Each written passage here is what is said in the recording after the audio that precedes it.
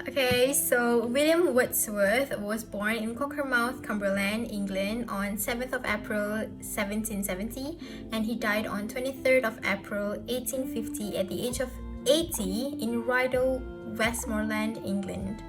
His alma mater was in St. John's College in Cambridge. His spouse was Mary Hutchinson, and his relatives were Christopher Wordsworth, his youngest brother, Dorothy Wordsworth, and Dora Wordsworth. William Wordsworth is one of the most important English poets and a founder of the Romantic movement of English literature. Wordsworth became known as a late land poet because of the area where he lived, which is renowned for its beautiful wild landscapes, charming pastures, and countless lakes. He was often called a nature poet because of his emphasis on the connection between humans and the natural world. He became widely successful and was named Poet Laureate of England in 1843. His magnum opus is generally known as the Prelude before it was known as the Poem to Coleridge.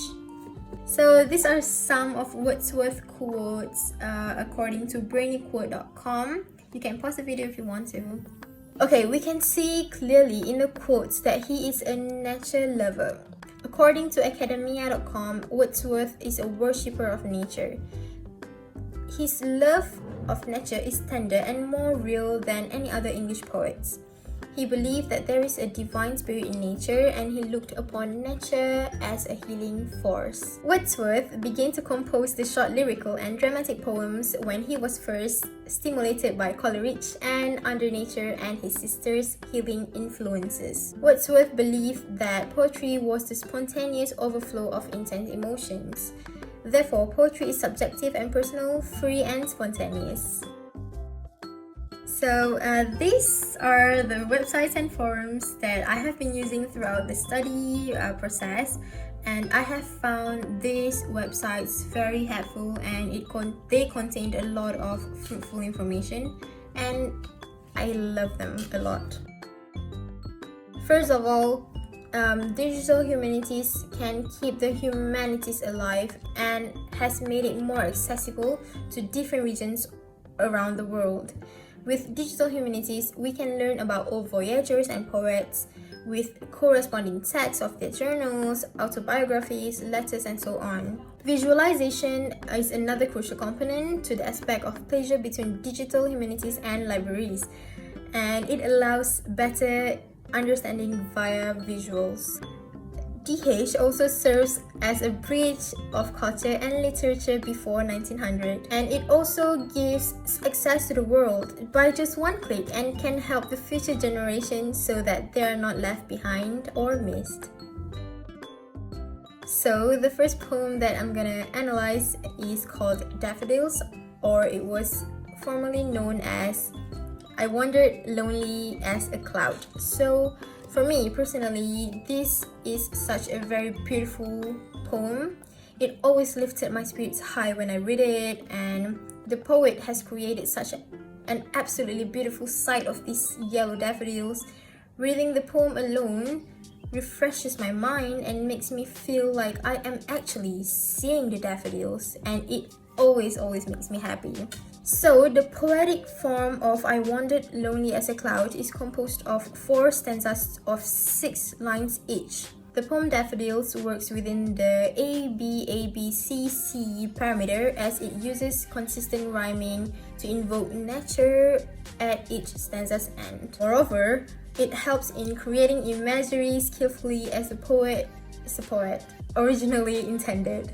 Consonants and alliteration are used to create rhymes. Wordsworth makes use of several literary devices in Daffodils. These include similes, hyperboles, personification and allusion, and many more.